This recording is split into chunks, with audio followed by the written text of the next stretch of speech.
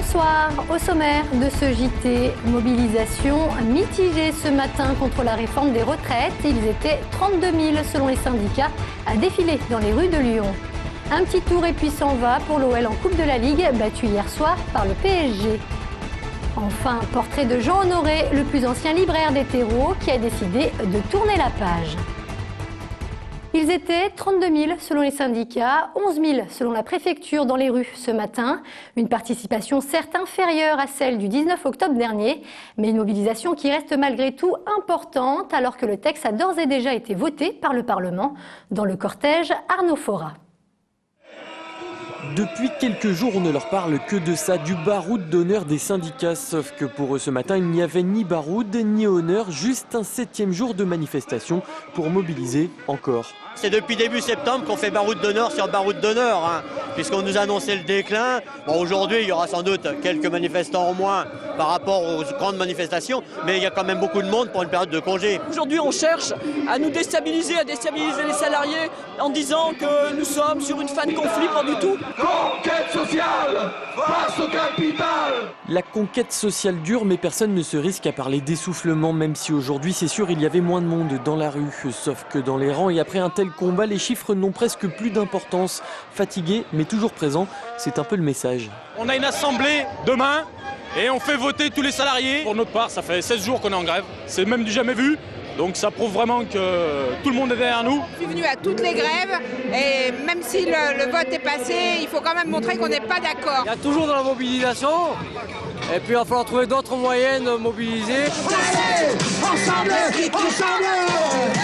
A noter enfin la présence de Ségolène Royal en toute fin de cortège, une parade d'à peine quelques mètres avant de repartir sans même avoir pris le temps d'apercevoir les très remarqués funambules de la rue de la Barre. Ainsi qu'une place Bellecour qui retrouvait à nouveau ses couleurs de fin de manif. Bonne merguez. Dans les transports, peu de perturbations ont été enregistrées aujourd'hui. À la SNCF, 8 TGV sur 10 circulaient ce matin, un peu moins du côté des TER. Au TCL, en revanche, trafic quasi normal. Quant à l'aéroport Saint-Exupéry, près de 20% des avions sont restés cloués au sol. Deux Lyonnais se tuent dans le crash de leur avion. L'accident est survenu hier après-midi sur l'aérodrome de Courchevel en Savoie. Originaires de Bron et de Mézieux, les deux victimes étaient, semble-t-il, des pilotes expérimentés. Selon les premiers éléments de l'enquête, l'appareil aurait heurté la cime d'un arbre au décollage avant de s'écraser. On ne connaît toujours pas les raisons précises de cet accident. Autre accident survenu ce matin sur l'A42, un camion s'est couché sur la chaussée à la hauteur du pont de Croix-Luiset. Une partie de sa cargaison de graines de tournesol s'est déchargée, obligeant la fermeture durant plusieurs heures de l'autoroute dans les deux sens. Blessé, le chauffeur a été transporté à l'hôpital. Une vitesse excessive pourrait être à l'origine de cet accident. L'OL a perdu, Claude Puel, lui, est maintenu. Les Lyonnais se sont en effet inclinés 2-1 hier soir après prolongation face au PSG en 8e de finale de la Coupe de la Ligue. Malgré cette nouvelle défaite, Jean-Michel Aulas a annoncé sans réelle surprise qu'il souhaitait conserver l'entraîneur lyonnais. Les précisions de Brice Jaurès. Nous avons pris la décision de maintenir le staff tel qu'il est constitué aujourd'hui en place. La montagne a donc accouché d'une souris quelques minutes après la défaite de l'OL 2-1 face au PSG. Jean-Michel Aulas a donc confirmé Claude Puel dans ses fonctions et adressé un bilan positif. Pour le président, l'amélioration du jeu est évidente. Les résultats sont certes moyens en championnat mais très bons en Ligue des Champions. Et ensuite, il s'est justifié en rappelant que Claude Puel s'est ouvert aux médias et au public depuis un mois. La seule modification est interne sur demande du conseil d'administration. Jean-Michel Aulas et Bernard Lacombe vont se rapprocher du terrain comme au bon vieux temps. J'avais pris un peu plus de recul, mais parce que les choses se passaient convenablement. Là, il y a des difficultés. Eh bien, c'est mon club, c'est ma ville.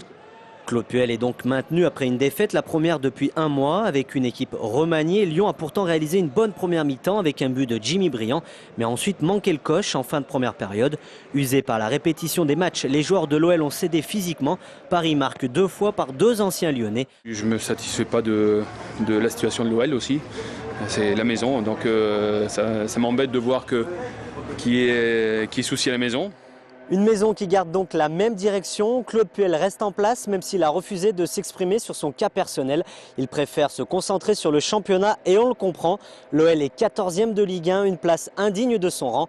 Mais les Lyonnais peuvent remonter au classement en cas de succès ce samedi à Gerland contre Sochaux. Une crise qui couve également du côté de l'Asvel, en proie à de sérieux doutes depuis le début de ce championnat. Avant-dernier, après 3 défaites en autant de matchs, les Villeurbanais affronteront demain l'Astrobal Nancy, leader de Pro A. Une rencontre qui s'annonce d'ores et déjà difficile pour l'équipe qui a connu quelques changements ces derniers jours. Outre le licenciement de Vassalo, l'Asvel devra composer avec une toute nouvelle recrue, Matt Walsh. On écoute justement l'ailier américain ainsi que Vincent Collet au micro de David Segal. C'est toujours différent de jouer dans une nouvelle ligue. J'ai fait un seul match contre Le Mans l'an dernier, mais je n'ai jamais joué dans le championnat de France. Mais bon, c'est quand même ma 5e saison en Europe, alors j'ai l'habitude. En tout cas, je ne suis pas stressé. Et ça serait bien que mon premier match ici soit aussi la première victoire de l'Asvel cette saison. C'est un shooter de bon niveau, mais c'est également un joueur qui crée, qui bouge bien. Donc je pense qu'il va apporter des solutions supplémentaires à notre attaque. Elle existe depuis 1880, la librairie des terreaux, un établissement historique, véritable mine d'or pour les passionnés de culture lyonnaise, va pourtant bientôt fermer ses portes. Son propriétaire en effet décidé, pour des raisons de santé, de tourner la page. Rencontre avec ce libraire atypique, Gérald Bouchon. Les bouquinistes, c'est ouvert à tous les vents. Ici, c'est quand même à l'abri sous la poussière. Bon, il faut se laver les mains après avoir un petit peu trop manipulé. À la librairie des terreaux, ne venez pas chercher des ouvrages neufs. Ici, tout est empreint d'histoire. Le temps a jauni les pages, les reliures ont souffert, mais perché sur un escabeau, vous dégoterez certainement une vieille édition que vous ne trouverez pas ailleurs. Tenez, venez voir, c'est l'enseigne à Lyon. C'est un livre qu'on vient d'avoir. C'est du Grand Carteret, on l'appelle le Grand Carteret. C'est toute l'histoire, la philosophie, les particularités de toutes les enseignes lyonnaises. Elisabeth et Jean Honoré avaient repris cette librairie il y a 33 ans. Mais au-delà de son activité de libraire, Jean a été aussi éditeur. C'est à lui que l'on doit la réédition du Littré de la Grande Côte, véritable lexique des expressions lyonnaises. Le mot gonne, qui est le plus connu. Mon gonne et ceci, mon gonne et cela. Gonne, ça devient une gonesse, c'est du grec. Il y a 45 ans que j'entends que le livre est mort. Le livre, il y a un rythme. C'est vous qui le donnez, le rythme. C'est personne d'autre. Vous vous arrêtez, continuez, vous lire vite, vous lire doucement. Je crois que le livre a toujours un avenir. Il reste quelques jours pour faire de bonnes affaires, car fin octobre, la plus vieille librairie de Lyon refermera son propre livre. Le Salon des vignerons indépendants fête ses 20 ans d'Alsace, de Bourgogne ou encore de la vallée du Rhône. Ce sont plus de 500 producteurs qui ont fait le déplacement cette année à la Altony-Garnier. L'occasion de remplir sa cave avec des vins originaires de tous les terroirs de France. Autre idée de sortie pour cette fin de semaine, Équitalion, c'est l'événement de référence du monde équestre, un salon qui a ouvert ses portes aujourd'hui à Eurexpo. Et comme à chaque fois, c'est l'occasion de découvrir l'univers du cheval sous toutes ses formes. Au programme, Coupe du monde de dressage, spectacle western, animation équestre. Plus de 1400 chevaux seront présents durant toute la journée, toute la durée du salon, à découvrir jusqu'à lundi. Nous avons les meilleurs cavaliers du monde. En saut d'obstacle, on a le champion olympique, le champion d'Europe, le numéro 1 mondial. En dressage, on a également les meilleurs cavaliers du monde. Voilà, donc pour l'obstacle et le dressage. Mais il ne faut pas oublier aussi tout ce qui est concours national, race de chevaux, éleveurs, exposants, espace enfants, les maisons familiales et tout ce qui va pour tous les publics. Voilà pour l'essentiel de l'actualité. On se retrouve très vite pour un nouveau point sur l'information. Très bonne soirée sur TLM.